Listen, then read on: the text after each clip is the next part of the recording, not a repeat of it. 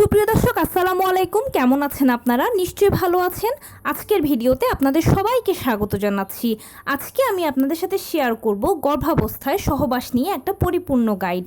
আশা করছি ভিডিওটা দেখলে সহবাস নিয়ে আপনাদের মনে আর কোনো ভয় কিংবা প্রশ্ন থাকবে না।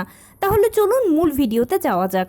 বাই দ্য ওয়ে, মূল ভিডিওতে যাওয়ার আগে একটা কথা বলি, আমি আমার চ্যানেলে প্রেগন্যান্সি রিলেটেড অনেক ইম্পর্টেন্ট তথ্য, স্পেশালি নর্মাল ডেলিভারি রিলেটেড অনেক ইম্পর্টেন্ট তথ্য ভিডিও আকারে শেয়ার করে থাকি। এই তথ্যগুলো আমার পার্সোনাল এক্সপেরিয়েন্স ও আমার ডক্টরের সাজেশন থেকে নেওয়া। তাই আমার চ্যানেলটিকে যদি একবার আপনারা ভিজিট করেন তাহলে আপনারা আপনাদের প্রশ্নাতীত মনের অনেক প্রশ্নের উত্তর পেয়ে যেতে পারেন। আমন্ত্রণ জানাবো আমার চ্যানেলটিকে একবার ভিজিট করে দেখার।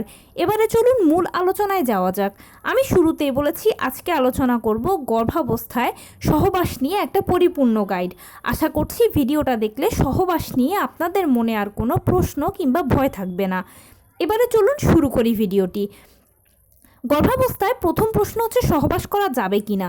গর্ভাবস্থায় সহবাস করা যাবে, তবে কখন করতে পারবেন আর কখন করতে পারবেন না সেটা শুনুন।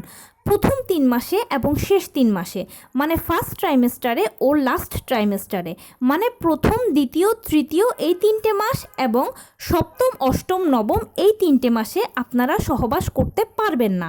কেন পারবেন না? কারণ প্রথম 3 মাসে মানে ফার্স্ট ট্রাইমেস্টারে প্রথম, দ্বিতীয়, তৃতীয় এই মাসে আপনার বাচ্চা যদি সহবাস করেন তাহলে মিসক্যারেজ হয়ে যাওয়ার একটা বড় চান্স থাকে। আপনি নিশ্চয়ই চাইবেন না বাচ্চা মিসক্যারেজ হয়ে যাক। এবং শেষ 3 মাসে মানে থার্ড ট্রাইমেস্টারে সপ্তম, অষ্টম, নবম এই 3টে মাসে সহবাস করবেন না। কারণ এই সময় আপনার অ্যামনিওটিক ফ্লুইডের থলিটি লিক করার বা পানি ভেঙে যাওয়ার একটা বড় চান্স থাকে।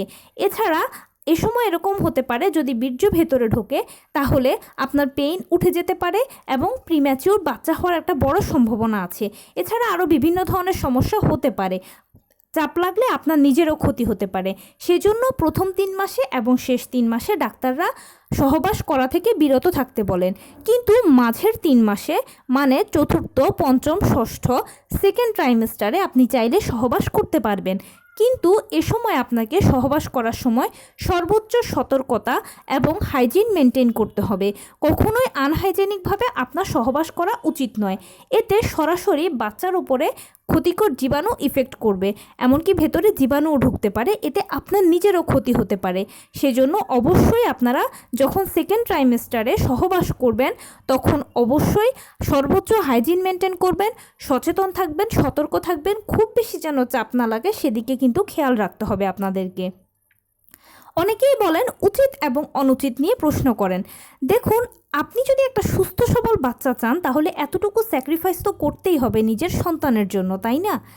তো মূল কথা হচ্ছে প্রথম 3 মাস এবং শেষ 3 মাসে সহবাস করবেন না।